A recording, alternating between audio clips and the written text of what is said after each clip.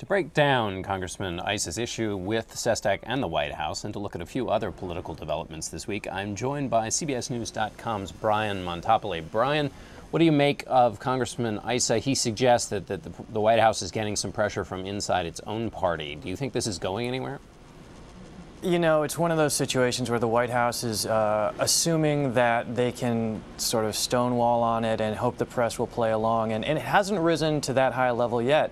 I mean, one reason the White House wanted Arlen Specter to win that primary, other than that he was their chosen candidate, is because now this issue goes up. Sestak is in the news, and it's a problem. I mean, if you look at the briefing on Thursday, Gibbs was asked about it. You now have Anthony Weiner talking about it. And the White House looks like it's stonewalling because, frankly, I think there's not another word to describe how the White House is trying to deal with this problem. They're saying the conversations were not problematic. They're saying there's nothing inappropriate said, but they're not saying what was said. And you've got the same situation with Sestak, where he's trying to pivot. He's saying, yes, I said that I was offered this job, but describing it beyond that gets into politics, and I'm not about politics. And, you know, I mean, until someone just comes out and says it, I don't see how this problem goes away. I think you're right. There's an internal inconsistency when you say you're not about politics when you're giving a political answer.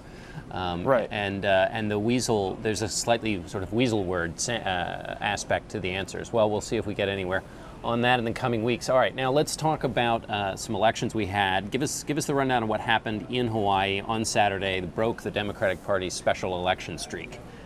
Right. Well, Republicans are very excited about this election. It was the hospital where Obama was born. This is a Honolulu district where Obama spent part of his childhood. And they won, and they don't normally win in Hawaii. But there's a reason they won, and that's important to consider, which is that there were two Democrats in this race. One of them was supported by the state's two senators. The other one was supported by national Democrats. Neither would drop out. They ended up splitting the vote. So Democrats took about 60% of the vote, but a Republican candidate took about 39, a guy by the name of Charles DeJoux, and he won the race. He won it without 50% of the vote. He's probably looking at having a hard time getting elected in November. This was a special election for Neil Abercrombie's seat. He's running for governor. But, you know, it gave the Republicans something to crow about. We won Obama's home district. Democrats are no longer winning special elections. Does it mean a lot? Probably not. But, you know, a nice weekend bit of news for the GOP. And it sort of pales in comparison to what happened in Pennsylvania 12 last week, where both Absolutely. parties were spending so much money. Do you get a sense they're going to compete for this in November, or this is just a nice couple of rounds of PR and then that's it, in terms of the Republicans? I mean, there's a sense that the Republican candidate did better than expected. You know, he was expecting maybe 30, 35% of the vote. He got almost 40.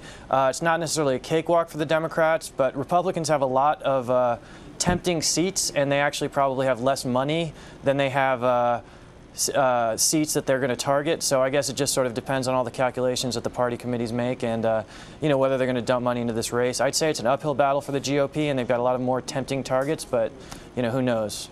All right, let's switch now to New York and the governor's race there. We know it's an anti-incumbent year and an anti-establishment year. Is it going to be an anti-dynasty year? Andrew Cuomo is now in the race. Give us a shot. Give us an update on what's up there.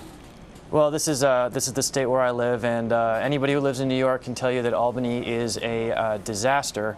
And Cuomo's pitch is, you know, I'm going to fix it, I'm going to clean it up. He's pushing ethics reforms. He's trying to get people in his own party on board with them. Of course, you'll remember that's dissimilar than what you heard from the last two New York governors, neither Eliot Spitzer and our current governor, neither of whom were able to necessarily make a lot of change in Albany, but it's the pitch. Now, we're talking about, of course, the son of Mario Cuomo. He has deep ties in New York politics.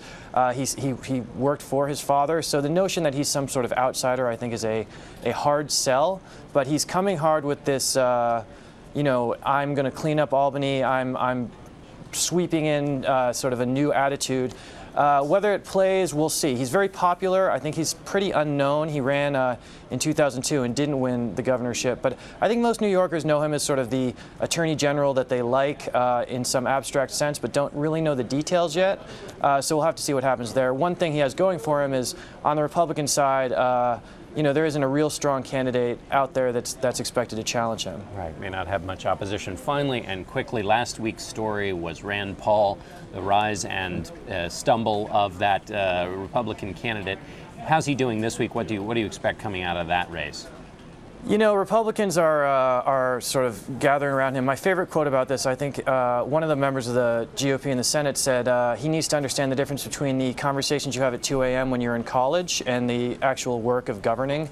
And I think that's what the Republicans are trying to say to him. Lamar Alexander was on Face the Nation. He said, look, we can rally around this guy if he sticks to the points. The question with Rand Paul is whether he's going to be a dogmatic libertarian, which is essentially what he is, or if he's going to temper that a little bit. I'd expect the latter. If you look at his primary campaign, to win, he took some positions that maybe wouldn't necessarily fit with dogmatic libertarianism. I think that he sort of had his opportunity to say what he really believes, and he learned that saying what he really believes isn't necessarily the best move. So I think we can look for Rand Paul to act more like a traditional Republican.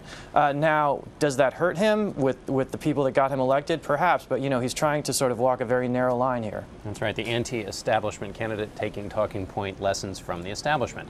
Brian, thanks very Exactly. much for being with us. Thank Remember you. to check out the latest from Brian on any political topic on CBSNews.com's Political Hot Sheet.